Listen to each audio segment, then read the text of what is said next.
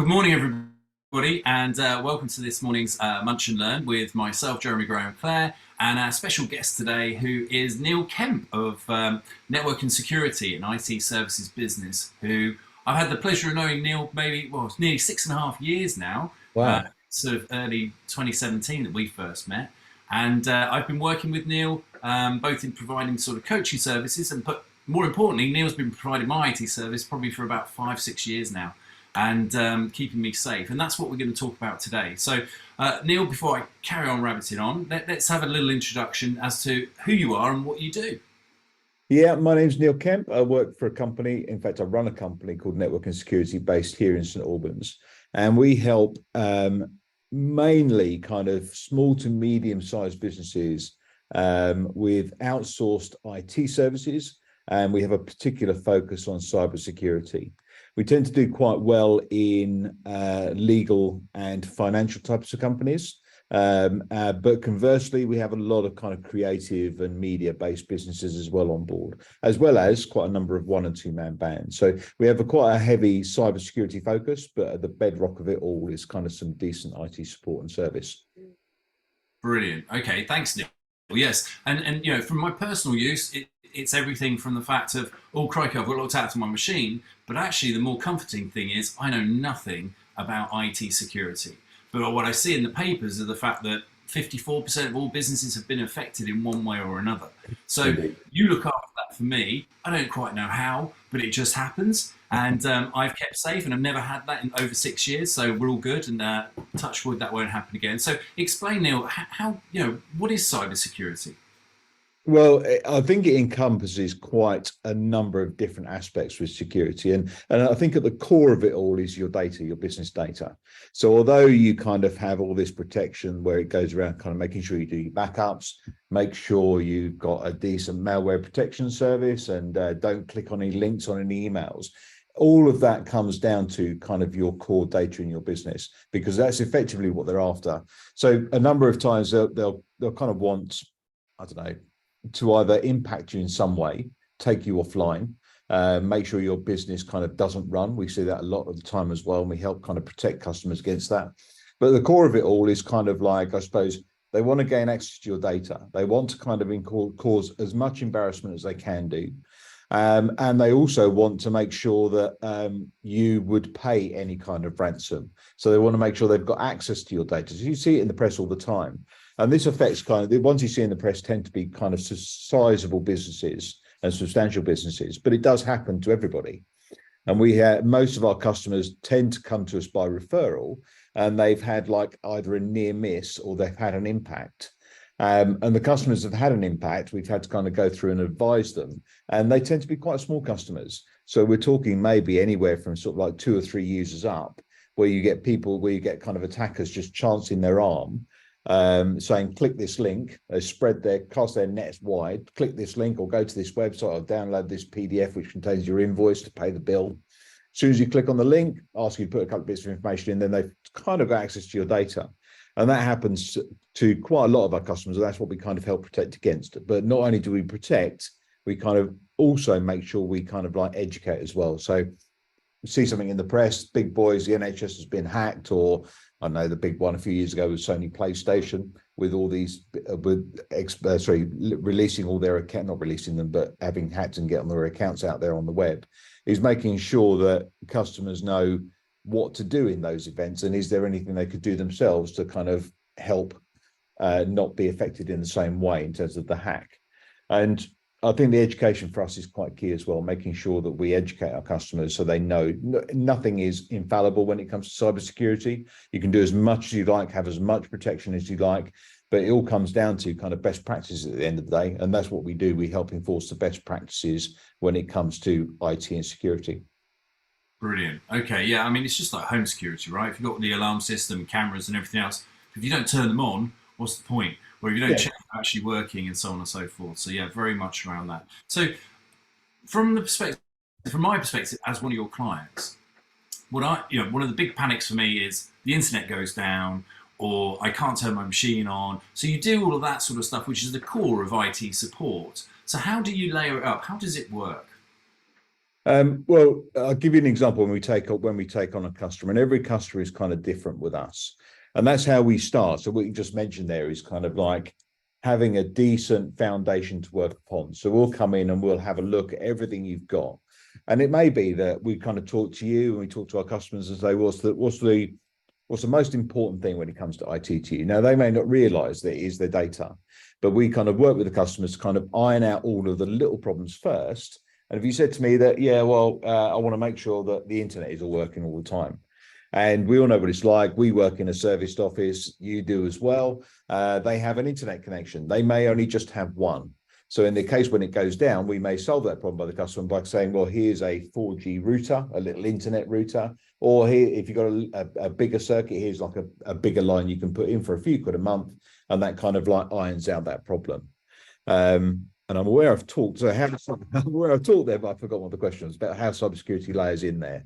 So once we've done that, we then kind of go through and we have like I suppose it's a bit like a cybersecurity framework where we kind of look at all the different aspects of IT within the business and how cybersecurity fits into there. So it may be that we kind of say we start off first with email, and it may just be an education piece. And we may just start with that education piece for all of the customers to say, well, first thing we do, you've got 20 users, you've got 5 users, you've got 1 user. Let's start the education program. And that may just be a very simple online education program that we send out links to once a month on different aspects. It may be like a bit of a gap analysis to begin with, see where your weaker areas are. And I say with all this, there is no right or wrong answers to anything, but the purpose of it is if you get something wrong, that's perfectly fine.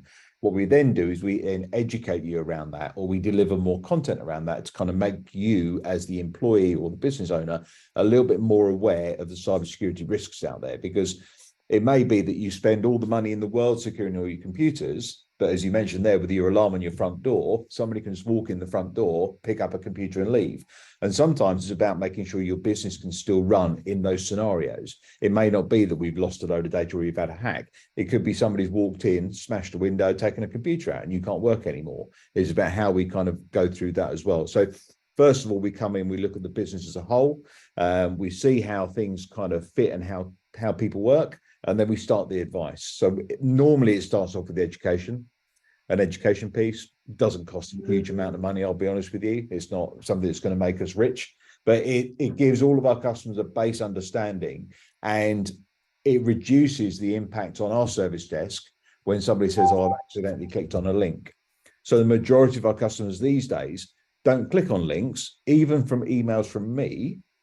So I ask them to do something and click an email or click this. They phone me up and they say, Neil, is this from you? Yeah. So customers, we've had probably about 3 or 4 this week saying, I've got this email, does it look dodgy? And we always go back with the same advice, say, is it something you're expecting? And in some cases, it's a yes. Is it something you're expecting? Are they asking you to do something or enter any passwords? Don't click it. And quite a lot of the time we say, just put it in the bin, get rid of it. So it all starts off with this kind of like general approach to security. Mm-hmm. And then sometimes I'll be honest, it does come down to budget. So everything that we do just enforces best practice. And then we go through and say, this is what you should do. It's going to cost X amount of pounds. Is it something you want to budget for now, or should we put it in the roadmap for a little bit later on? Yeah, absolutely. And certainly as my business is growing, we just add a user or add a laptop as we go on and expand and so on and so forth. Yeah. So it's pretty straightforward in terms of dealing with that, because it's just a price per head, let's say, or price per user, as you would say. And it's a fixed monthly fee, and that's it. Fantastic. Happy days. So interestingly enough, you mentioned that. I just want to go back a little bit about some of the physical and practical scenarios, because one thing I certainly didn't know, and I'd like a few tips on, for people watching this, is the fact that you're right. If your machine goes down, and it might be, I've run out of memory, as simple as that, and I can't use the machine, what do I do? And having that safety blanket is brilliant, and I've certainly used it more than once. But the other element, one thing, again, about accessibility is a lot of people use online, either Microsoft 365 or Google and all that sort of stuff. Now, what was really interesting, I didn't realize, is certainly I use 365, is I'm thinking, okay, so my OneDrive, I can get my information anywhere, anytime, doesn't matter if my computer blows up, I'm all good. But do you want to explain, actually, there might be a little bit more to it than that, and actually some of the things you can do or need to do with regards to OneDrive and so on? Yeah. So I think probably the majority of customers we have all work on 365. Right. And we've decided to have that as a standard. Whether we supply it or not, it doesn't really matter to us. But there's quite a number of benefits, as you rightly say, within 365. Everything can be in one place. The disbenefit of that is that it's all Microsoft. And Microsoft have done very well. They've got data centers in the UK, US, all over the globe. Something goes wrong, your data is replicated between maybe 2 or 3 sites in that local area. So if the whole data center goes down, it stays running. So we focus on that over things like Google because of the benefits you get with 365. I think it's probably a tiny bit cheaper as well. But the benefits you get with 365 for any business is good, even if you just pay for the very base license. You know your email is going to be online the majority of the time. And we also kind of monitor things, and we get reports back from Microsoft saying what the health status is, and we can advise customers. But what you've just mentioned there about data is that Microsoft have obviously got a lot of data, a lot of services which hold a lot of data as well. We use it ourselves. And one of the important things for us is to say, well, you know, what if? So what if, I don't know, Microsoft go down tomorrow? And that's the kind of worst case scenario. And yes, we've got a lot of customers who have that. A lot of customers are going to be moaning. A lot of customers are going to want to be online. So how do we kind of go about that? And then we advise and we say to customers, look, yeah, you have got 365. And what's the value of 365 to your business if it goes down? If it's like £5 a day or 50 grand a day or 100 grand a day, doesn't really matter to us, but it's the perception of that. So anything that we have with 365, we want to make sure is recoverable in a good state and relatively quickly to their kind of like objectives. So customers billing on 100 grand a day, for example, they want to make sure it's online as soon as possible, hopefully within the hour. Now, we may not be able to we can probably do the email. So there's other layered services you can put on top to say, well, okay, all the email filters through one system, but they provide like a business continuity system. So at least you can have the last 90 days worth of email online and still reply to it while there's an outage. The other one is kind of OneDrive and SharePoint and their data. And again, touch wood, and there's a little bit of wood, we hardly have any kind of outages with 365. You get these kind of minor ones where they'll put up saying that in certain scenarios, like the web client or the physical client, they might not be able to access their data. They're working on it. But a lot of people don't realize that Microsoft just have responsibility for data availability. They don't have responsibility for making sure it's backed up. That's one thing that we do. So we make sure that everything is backed up. Doesn't cost the earth, a couple of quid a month per user, doesn't cost the earth. We make sure that everything is backed up for customers. And should the worst case happen, even through, I suppose, malicious intent, somebody cracks one of the email accounts, they go in there, and it's happened before, they delete all the files and folders, just delete it. Microsoft don't have that responsibility. So it's not really cybersecurity, it is a little bit. We then back up that data. And we can recover that data to anywhere, to a local machine, to a local file store, back to 365 as well. Where the security element comes into it is, yes, we are kind of protecting your data. We're making sure it's available in the event of, I don't know, worst case, a malicious person going in there doing ransomware, because a lot of attacks now are being seen towards the cloud. So a lot of the kind of threat actors out there realizing that most of the data is in the cloud these days. Most business, and we've got some substantial businesses at the moment transitioning to the cloud. They realize most of the data is in that cloud. And we also provide them the kind of malware protection there as well to make sure that it's up and running. And should anybody upload a document which has got a virus or a threat in there, manage to bypass some local controls, that it gets picked up at that point. And then it can be remediated at that point as well. And what's important to us is that we get a lot of notifications, we get a lot of data coming back to us. It all goes into kind of our security operations center. And it's important to us that those guys know there's a lot of automation there, but the guys, it all resides basically on the automation is all good. That caters for about 95% of it. The last maybe 5-10% is somebody actually looking at it and saying, is there a threat there? Have I seen, for example, Jeremy's email being logged in from somewhere else? Am I seeing files being deleted? Do I need to take action on that as well? So yeah, with 365, it's important. I'd say it's important with any kind of service. 365 in particular, because it's all cloud-based, it's a lot more accessible. And also with that kind of data, we just need to make sure that customers know where their data is being accessed from, because a lot of the 365 environments that we've set up, the computers we know are all encrypted.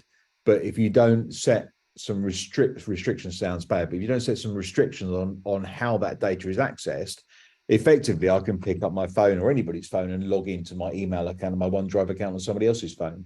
And then we're talking about, well, that might all be okay, not really a problem. But if that phone gets lost or stolen, doesn't have a password or a PIN code on it, and I'm authenticated to the system already, then that data could be then extracted from there as well. So that's a little element we look at as well, is to say, well, okay, are you happy with how your data is accessed? People have got their own personal phones out there who are kind of accessing your data all the time. Do we need to look at like a little environment or a solution we can put in, again, which can say, well, we can control that data. So should they phone up and say, my phone's been lost or stolen, we can actually then rescind access to that phone or data. Wow. Yeah, that's how we kind of layer it on top. But that kind of service applies to most other customers as well. And it also comes down to, if you're a one-man band and you're perhaps a bit budget restrictive and you just want 365 for email, but you're storing all your files and data locally, is just making sure that that's backed up as well, because as we all know, computers can go wrong. It's about how we can recover that data. Excellent. Yeah, and that was, I think I was genuinely shocked when I realized Microsoft aren't responsible for the data, they're just responsible for the access. So there's me thinking on my OneDrive, oh yeah, that'd be fine forever if it all goes horribly wrong, and you know, I'll get it back, but I won't. You know, I actually need to back that data up too, which the thing with Microsoft is that it is kind of like they don't call it best endeavors anymore, they call it reasonable endeavors. yeah. There is no kind of service level agreement that I'm aware of to restore any data. But the next challenge you've got is actually getting hold of Microsoft to say, can you restore my data? Yeah, there's no fun. And for the sake of, I don't know, a few quid a month, that you're safe in the peace and knowledge of, like, because the backup solution that we provide does kind of local, server and 365. So you're safe in the knowledge, it's just something go wrong, even if it's just one file or an email you've accidentally deleted, you press shift delete, it can be restored fairly quickly. Brilliant. So user error typically is most of these reasons why it all goes wrong. So that's Yeah. good to know as well. Yeah. So when thinking about that, then some of the areas you mentioned there, what would you say for everyone who's watching? What would the sort of best practice or top tips that you would say that we could do for ourselves, and obviously, you know, make sure we're in a more secure environment, or indeed making sure our IT equipment runs as it best can? Yeah, so everything that we do basically enforces best practice. So even though customers do pay us for this, they pay us mainly for the peace of mind that maybe they're too busy and they've got a number of employees, they want to make sure everything is being done correctly. Mm-hmm. But also we can report back and say, yes, this is being done. And you know what, we are perfectly happy for you to test it and just make sure. So the top ones that we have is, one of the ones for most businesses is multi-factor authentication. So most businesses, the guidance now, the guidance tends to come from the US and filter down into the UK. That's where most things start to happen. The guidance is to make sure that you've got a decent, strong password. And the guidance these days is not that you have to kind of change it every 90 days or 30 days, but make it long. So for example, I'm just reading your background there. So if you've got a password that you want to have, then it could be a phrase. So accept no limits, just do it, all one word, with maybe quotation marks at the end. The longer the password is, the harder it is for anybody to crack or guess. It takes longer.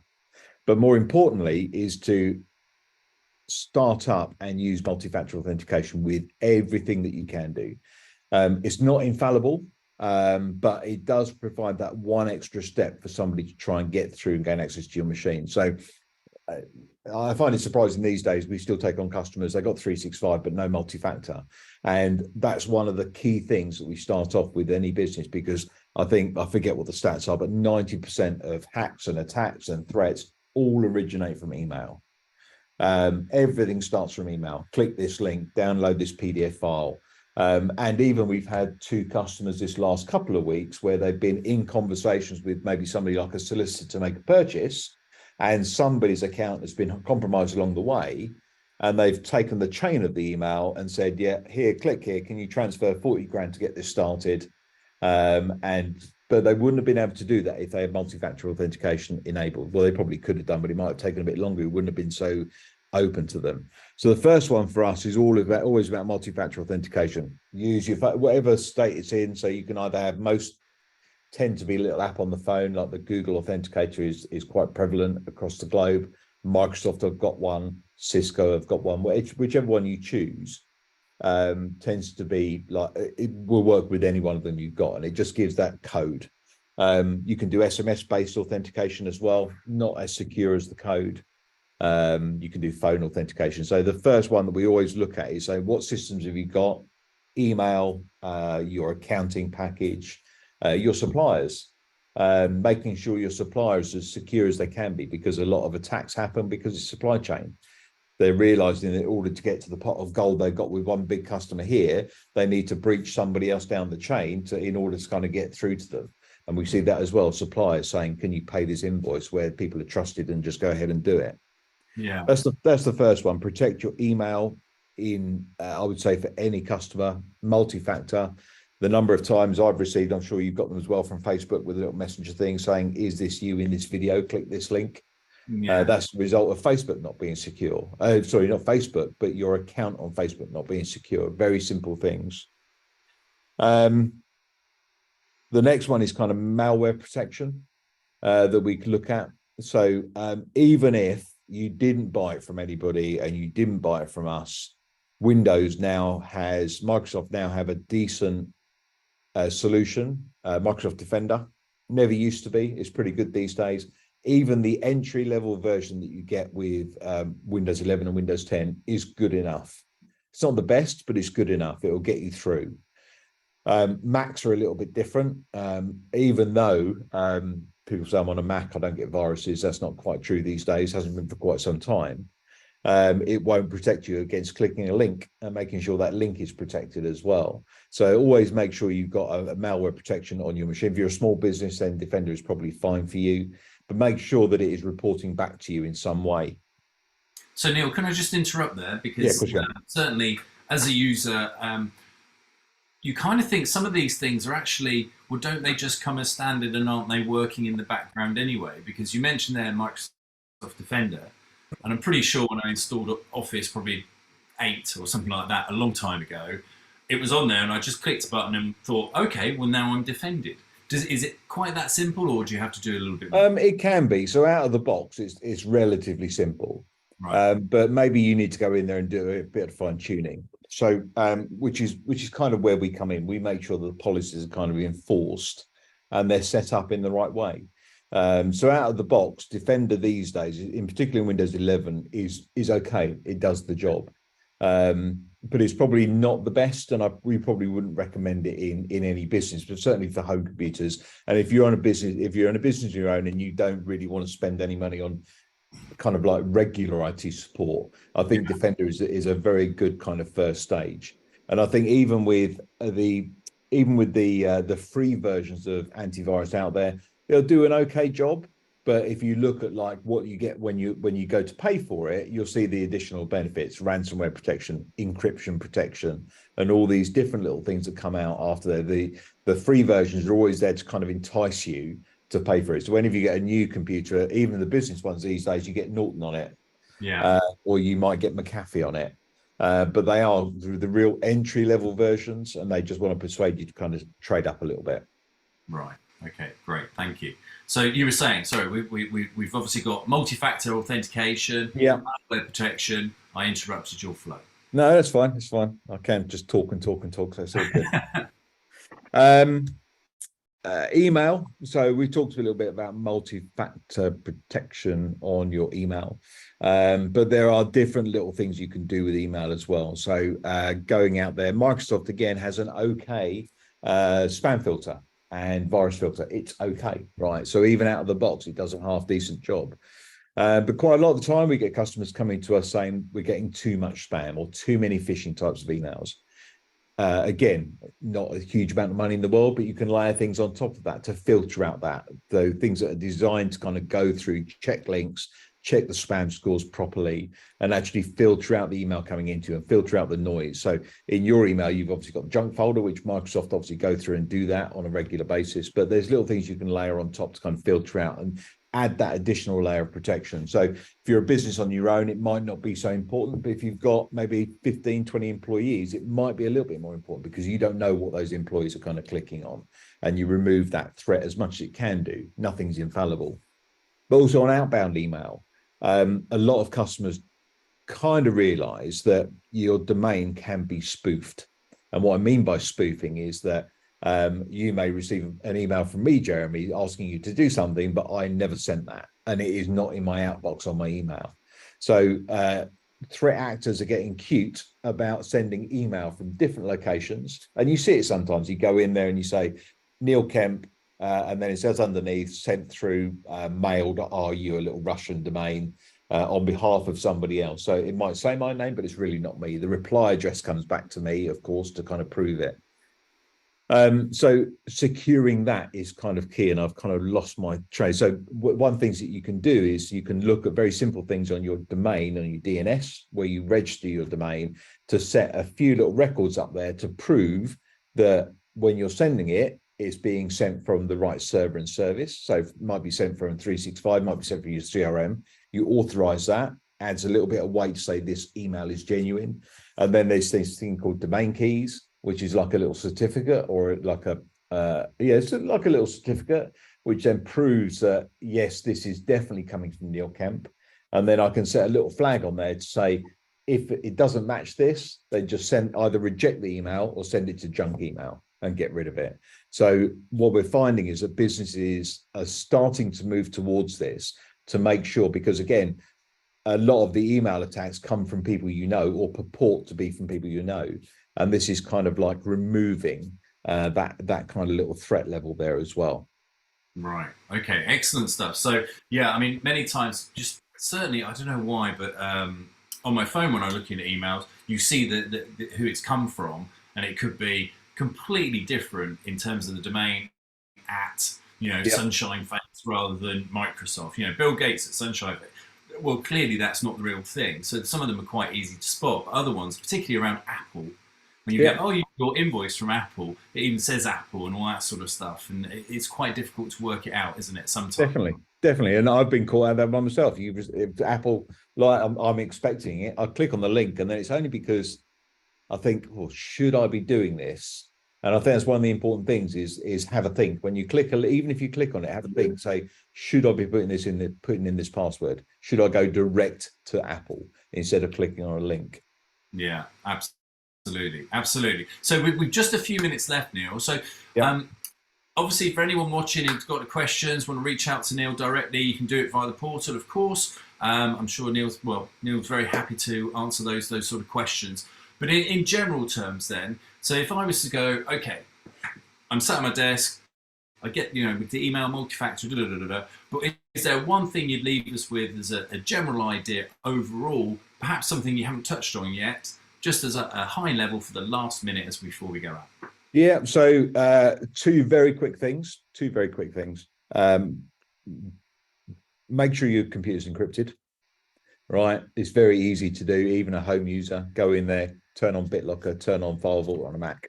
On your phone, it's definitely encrypted. Make sure it's encrypted. So if you lose something, you don't have any kind of worries about the ICO and fines, because you can say it's definitely encrypted.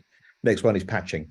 So these little annoying pop-ups that you get, one of the things we do is remove that headache of patching and do it at a time convenient to you, but always patch third party. Adobe has attacks and threats all of the time. Windows as well. As soon as you come up, it might be a little bit annoying, and especially with the Mac and Windows these days, can take maybe 20, 30 minutes to kind of patch and reboot. Always patch and reboot. and that just reduces the kind of attack surface that anybody's going to kind of attack you on.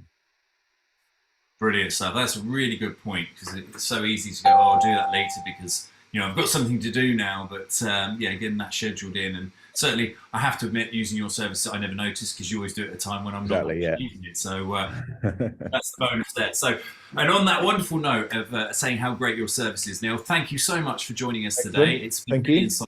Hopefully everyone's got a little bit of information with regards to IT security, at least to be a little bit safer. And if you want to be really safe like me and many others, you know, join Neil and certainly reach out and get to him there. So thank you very much. I'll let everybody get on with their day. Thank you for being with us. Thanks. All right.